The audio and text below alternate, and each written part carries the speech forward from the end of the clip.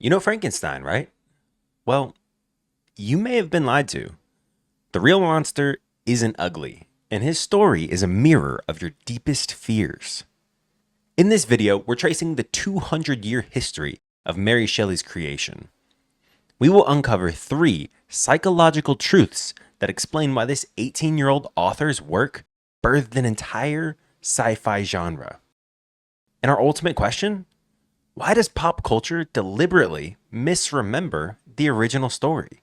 And what secret is that misrepresentation hiding about us? The book was conceived in 1816, the year without a summer. The year without a summer was caused by a volcanic winter event following a massive eruption of Mount Tambora. This was located in Indonesia during April 1815. The ash and aerosols in the stratosphere caused a prolonged period of cooling due to the reduced solar radiation that reached the Earth's surface. This led to the term volcanic winter. During a contest at Lord Bryson's villa, Mary Shelley, just 18, channeled the intellectual and social chaos of her era to create a myth that still remains 2 centuries later. It is arguably one of the most effective cautionary tales we possess. Frankenstein arose from the tension between 2 dominant philosophies: entitlement and romanticism. The entitlement championed reason, logic, and scientific exploration as the path to ultimate human progress. Victor Frankenstein embodied this, seeking knowledge and control over life itself. Romanticism emphasized emotion, imagination, and the sublime power of nature. Shelley, who lost her own mother shortly after birth, critiques the cold, rational ambition of the entitlement through the horrific emotional consequences of Victor's work. Prometheus was a Greek mythological titan who stole fire from the gods and gave it to humans. He was punished with eternal torture for stealing the fire and giving it to mankind. Shelley frames Victor as a modern-day Prometheus, a hubristic egoist who seeks to trespass divine limits. His goal wasn't just to create life, but to transcend human limits and achieve glory. But what does a 19th century scientist creating life in a lab have to do with today's headlines about AI and gene editing? The answer is unchecked ambition. Shelley warned that pursuing knowledge without caution and care for the consequences would destroy the inventor and the world around him. In her time, this was the discovery of galvanism, or reanimating dead tissue with electricity. In our time, it's CRISPR and artificial intelligence. Del Toro himself stated that this new film is very much about today, because we still grapple with the moral implications of creating something that we may be incapable of loving. In order to understand the book's power, we must first recognize how profoundly pop culture has stripped the monster of his humanity. The pop culture image of a square head, neck bolts, and green skin can be attributed to the 1931 Universal film of Frankenstein. The monster of the novel was described as having beautiful features that were tragically marred by his construction.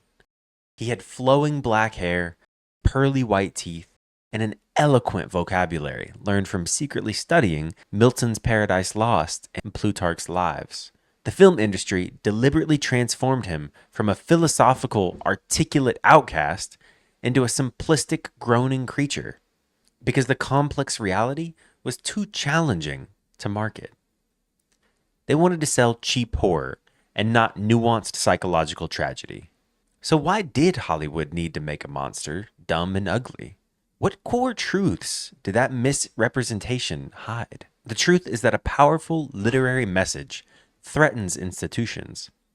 Shelley's novel warns against egregious ambition and capitalistic growth, ideas that businesses thrive on. By shifting the focus from Victor's moral failure to the monster's physical grotesqueness, they made it about a simple spectacle rather than the horror of responsibility and fear from creating a being superior than oneself.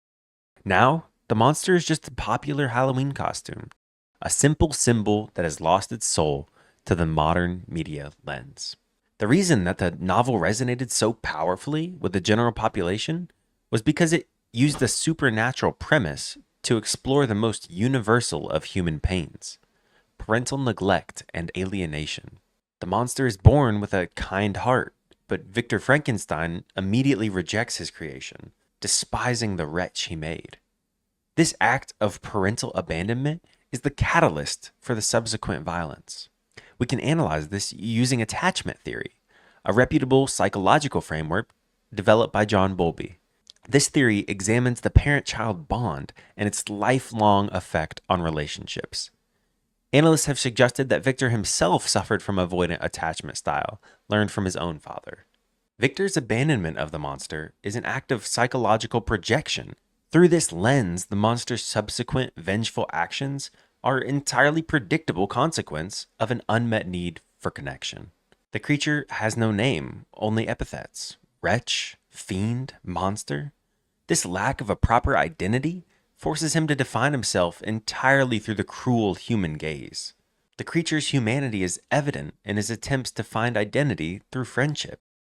He secretly watches the DeLacy family, learning language and ethics through intense observation. And this is driven by his deep desire for communion. But this constant rejection reinforces the social and psychological wound of prejudice. His experience becomes a profound allegory for marginalized or stigmatized groups. Frankenstein's conclusion? I ought to be thy Adam, but I am rather the fallen angel, whom thou drivest from joy for no misdeed. This sense of unearned punishment is what fuels his final destruction rage. Today, Frankenstein remains relevant, not because we fear a physical monster, but because the ethical and psychological crisis it presents are manifesting in our century. It's just as Shelley warned. The themes of Frankenstein are perfectly mapped into modern science and technology. Through genetic engineering, the ethical debate over creating a perfect child or editing human genes mirrors Victor's desire to transcend mortality. With artificial intelligence, the creation of a conscious digital being that learns, evolves, and faces the possibility of being abandoned by its creator perfectly mirrors the monster's narrative. We are creating digital beings that could define us as obsolete in the future. Frankenstein has been a big part of pop culture for the last 200 years. It taps into the fundamental human fear that monstrosities are created, not born. The story forces us to look beyond the act of violence and confront the cause.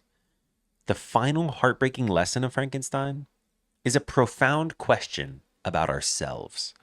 When we create something, will we take responsibility for it? Or will we abandon it if it doesn't meet our expectations? That question will always keep the story relevant.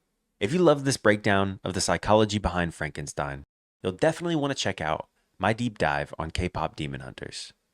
Please click over here to watch that next video. Thanks for tuning in. Hit that subscribe button to catch our next video.